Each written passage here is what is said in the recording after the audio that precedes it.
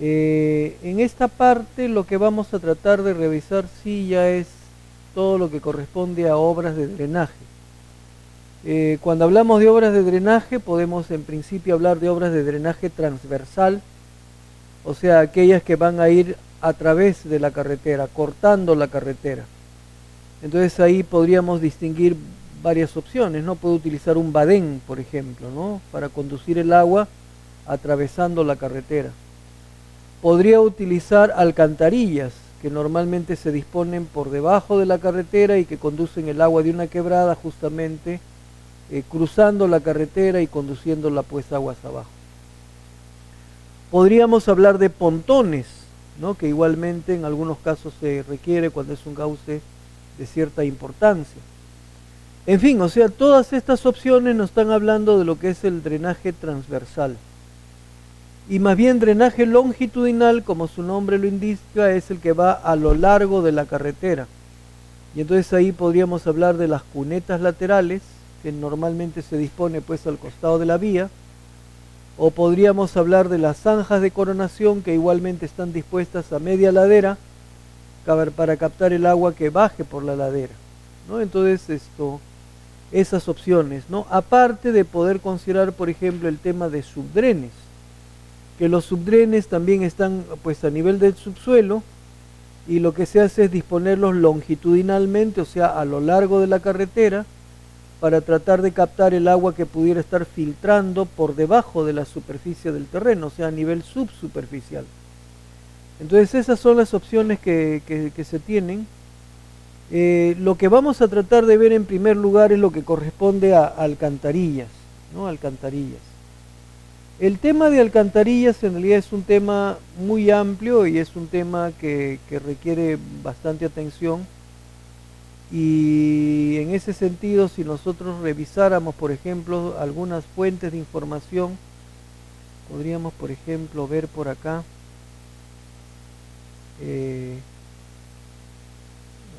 alcantarillas, diseño de alcantarillas.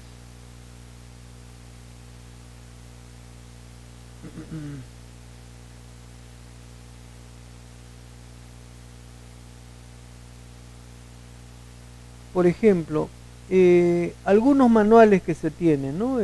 Acá tienen uno que es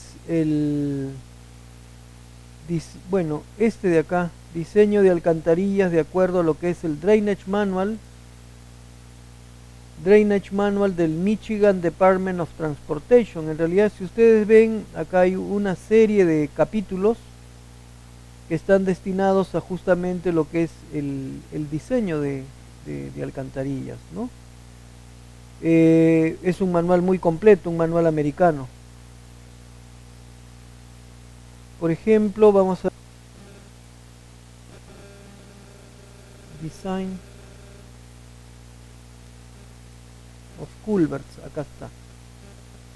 Por ejemplo, si vemos esta publicación, dice US Department of Transportation, o sea, Departamento de Transporte de los Estados Unidos, Federal Highway Administration, o sea, Administración Federal de Carreteras. Y este es un manual, ¿no? Es un manual que se titula Hydraulic Design of Highway Culverts, o sea, diseño hidráulico de alcantarillas de carreteras.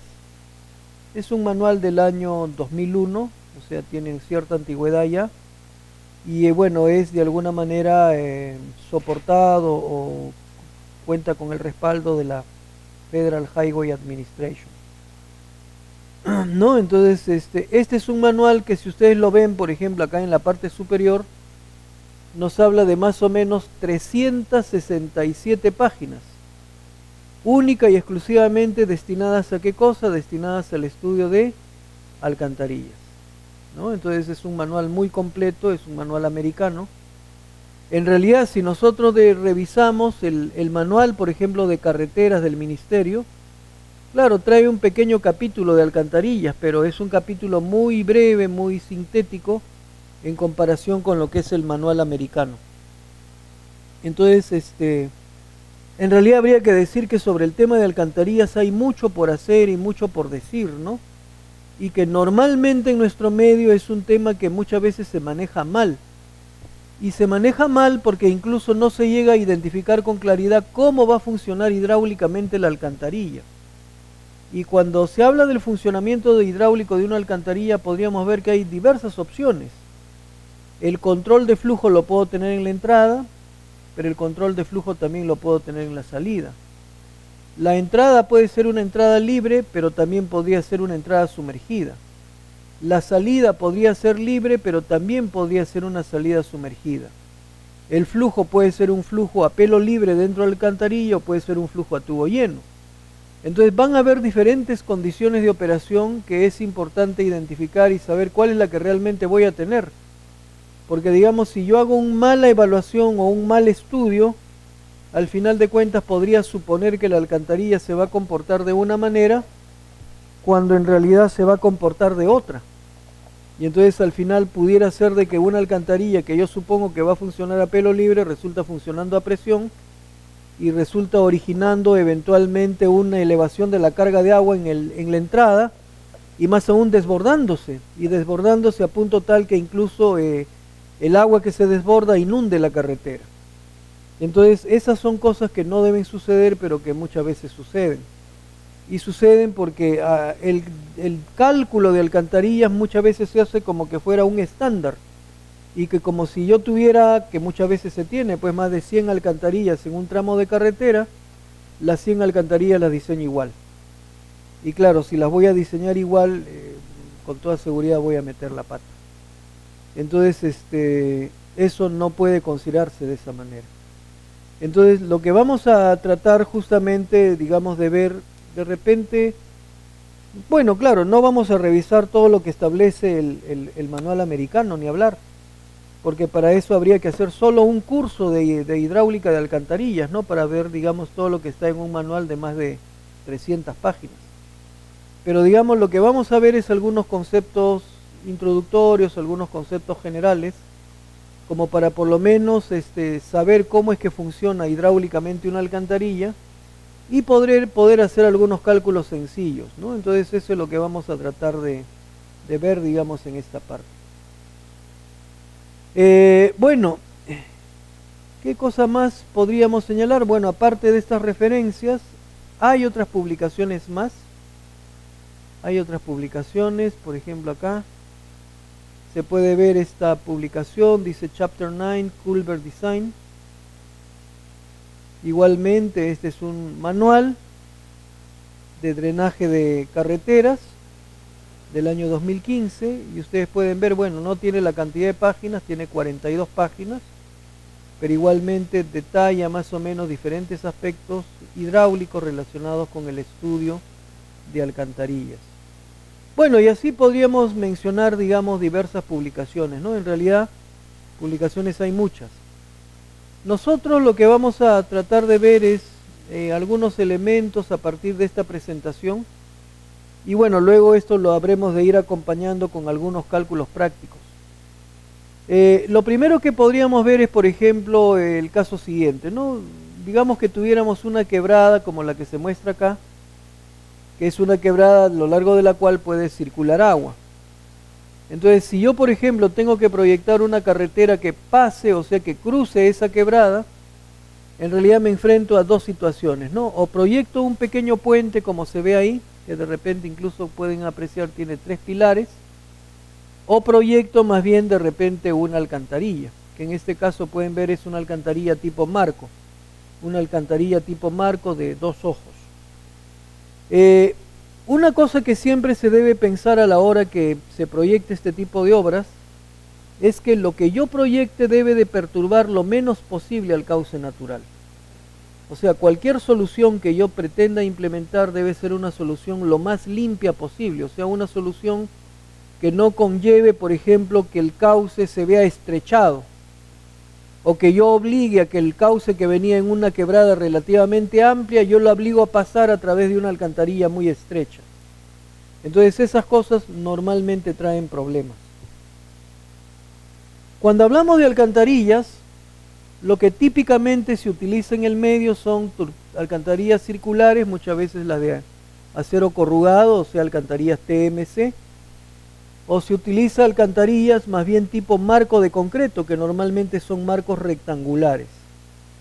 En algún caso podría pensarse en alcantarillas abovedadas, como la que dice ahí, arco, o sea, tipo arco, alcantarilla abovedada, y en mucha menor, digamos, presencia el caso de alcantarillas elípticas, ¿no? Lo más usual podría decirse son las circulares y las rectangulares tipo marco. Ahora, sin embargo, por ejemplo, algo que es interesante y que de repente debería ser motivo de investigación o de estudio es el uso de secciones con fondo natural, que en nuestro medio se utiliza muy poco y que en realidad puede ser una solución muy conveniente porque, digamos, perturba en muy poca medida lo que es el cauce natural de descarga. Vamos a tratar de ilustrarlo esto un poco, como para entender la bondad de esta solución y que podría llevarnos a estudiar, digamos, mucho más en detalle estas opciones, ¿no? Entonces, vamos a verlo por acá.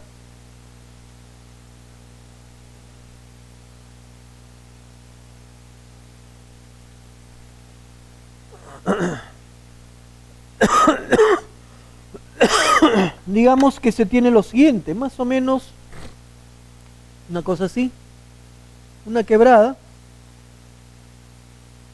como esta, y donde, digamos, acá tiene que, bueno, luego continuar la carretera. O sea, por acá vengo con una vía, pero me encuentro que acá tengo una quebrada. Entonces, en muchos casos esto lo que se hace es colocar alcantarillas, muchas veces 3 o 4 tuberías circulares, rellenarlo, y entonces ya los vehículos pasan por encima. Sin embargo, si por ejemplo yo tuviera que, digamos, en condiciones normales el agua descarga de esta manera, digamos en una crecida, entonces una opción que ciertamente se plantea como opción interesante es disponer una estructura tipo arco, digamos algo así, cimentada acá, que podría ser alguna de las opciones que ahí se muestran. Esto incluso yo lo puedo rellenar, efectivamente esto yo lo relleno para facilitar la circulación vehicular por encima, por acá. Pero si ustedes se dan cuenta en qué medida he perturbado el curso natural, el curso natural no lo he perturbado, porque el agua sigue descargando como lo hacía. O sea, no he obligado al agua a pasar a través de un tubo, ni a través de una sección tipo marco. Entonces esta solución, por ejemplo, podría ser una solución probablemente en muchos casos muy limpia, ¿no? Y que, digamos, desde el punto de vista hidráulico, digamos, sería muy interesante. Eso nos lleva a hablar justamente de esto, ¿no? De las alcantarillas con fondo natural, que más que nada son, digamos, tipo como estos arcos de multiplate, ¿no? Arcos grandes, amplios, y que incluso permiten que incluso en la parte superior todavía se coloque una carga de relleno. Pero estos son temas que en nuestro medio en realidad se investiga muy poco, y hay muy poca investigación, muy poca literatura, no está normado, y es un tema para ser de repente investigado, ¿no? Para ver cuál es la conveniencia de esto desde el punto de vista constructivo, desde el punto de vista hidráulico, desde el punto de vista de durabilidad, desde el punto de vista de costos. Es una opción interesante a considerar, ¿no? Entonces, bueno, eso con respecto, digamos, a los tipos de alcantarillas, ¿no? Esto lo vamos a pasar. Más bien, una cosa que también es importante es hacer referencia a la ubicación en planta que debe tener una alcantarilla. Porque también acá muchas veces hay situaciones que no son las mejores. Esto vamos a borrarlo porque no tenemos más espacio para escribir. Pero consideramos lo siguiente. Digamos que se tiene una carretera, que podría ser esta.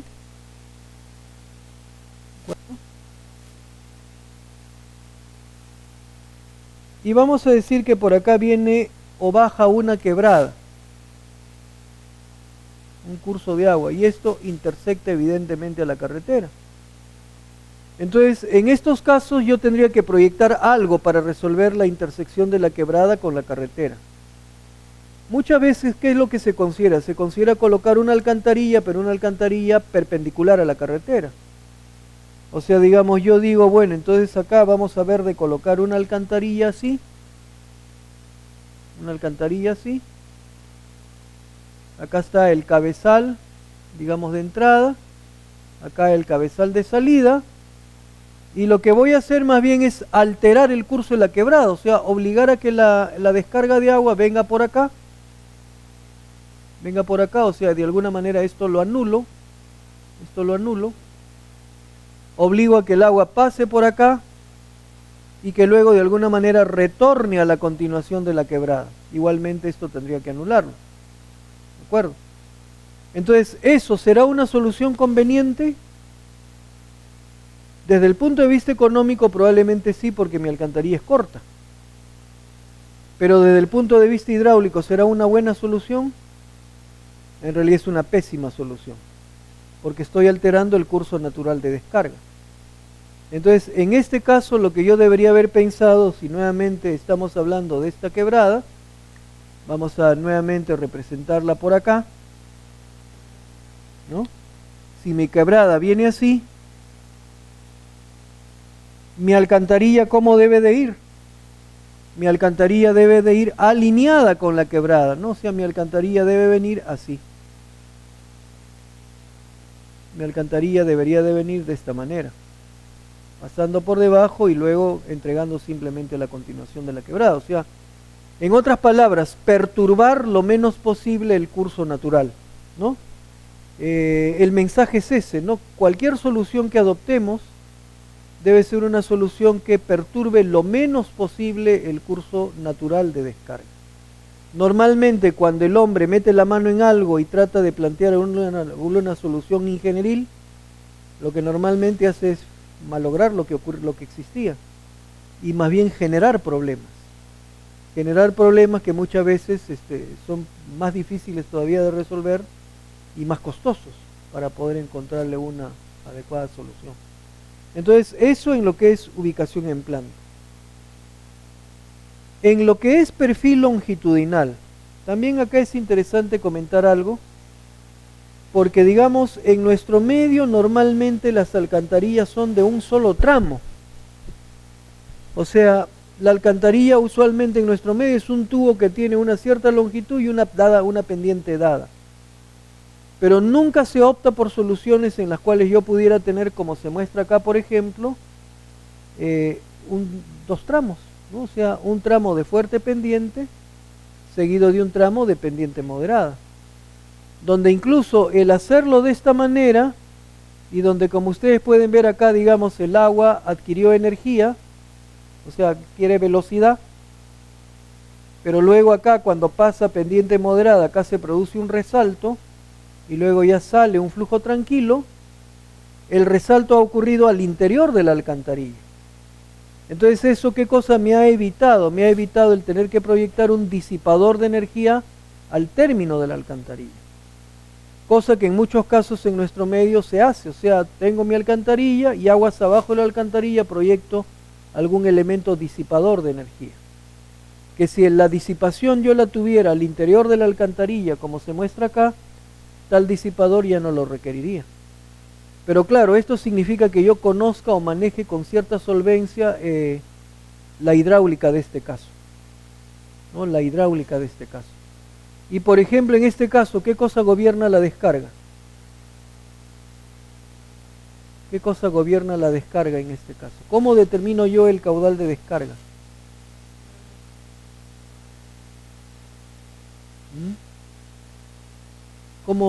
¿Qué cosa es lo que gobierna el caudal de descarga en esta situación que estamos viendo? ¿Dónde tengo la sección de control que de alguna manera establece la condición de flujo que voy a tener?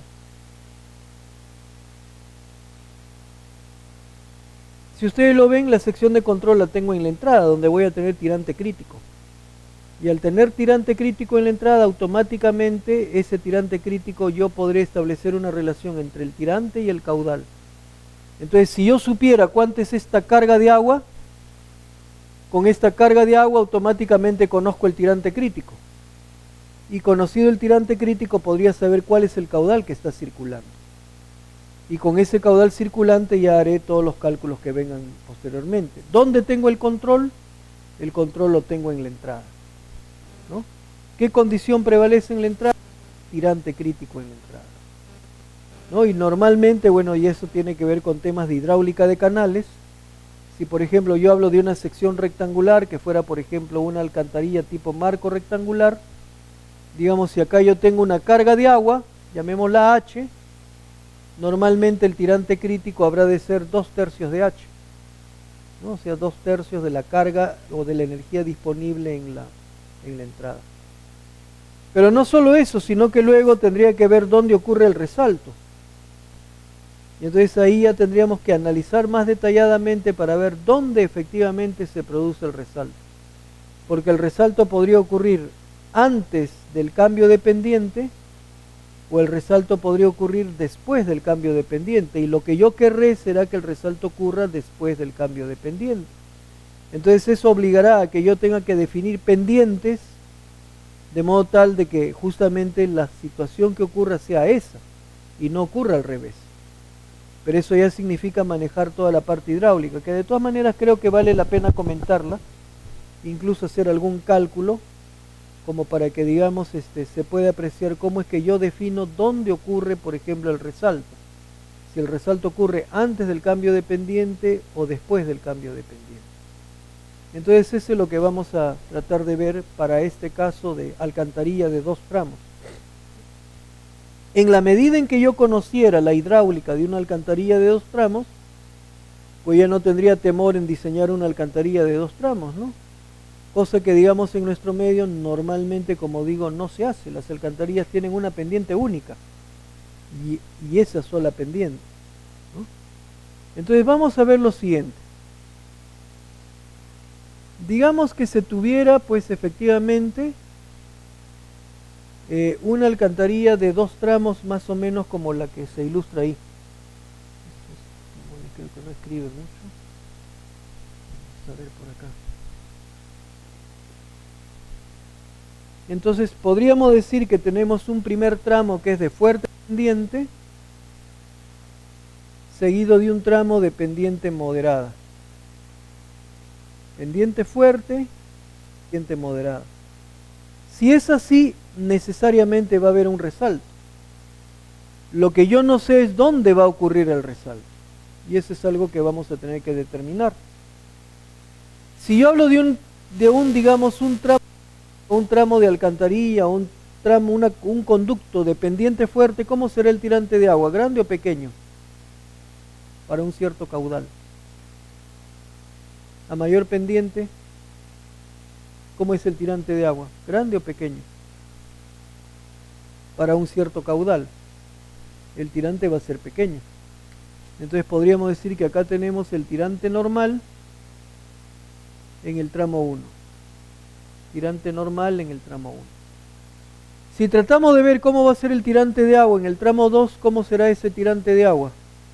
En un tramo de pendiente moderada. ¿Pequeño o grande? Cuando hemos entrado a un tramo de pendiente moderada, el tirante va a ser mayor. O sea, el tirante de agua será algo así. Digamos, tirante normal, 2. Entonces ahora la pregunta es, ¿en el interín qué ocurre? En el interín qué ocurre, o sea, ¿cómo va a ser el flujo? Entonces en realidad a priori no lo sabemos y eso es lo que vamos a tener que calcular, porque podría ser que ocurra lo siguiente. Podría ser que el flujo sea así, o sea que este tirante IN1 se mantenga hasta acá, IN1, que luego haya un ligero incremento del tirante hasta un valor I1 y que ahí se produzca un resalto que me va a llevar hasta el tirante IN2. Entonces esa es una primera opción que podría darse. La otra opción que puede darse más bien es la siguiente. lo vamos a escribir acá o marcar en rojo, que ya en todo este tramo el tirante sea el tirante IN2, o sea que el tirante acá ya no cambie. Y que más bien acá ocurra un resalto que termina acá en un tirante I2 y donde luego más bien acá ocurre un pequeño perfil que nos lleva hasta este valor, donde este valor es IN2. En este caso, ¿dónde estaría ocurriendo el resalto? El resalto estaría ocurriendo en el primer tramo.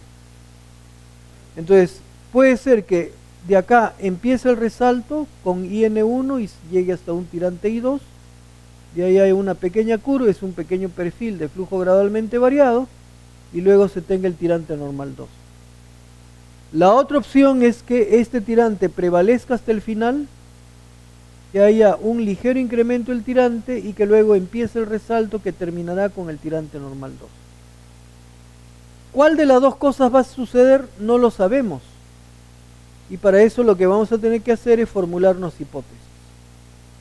¿Qué hipótesis podríamos formularnos? Podríamos formular una hipótesis 1 que diga, hipótesis 1, el resalto ocurre en el primer tramo, o sea, en este tramo. El resalto ocurre en el primer tramo.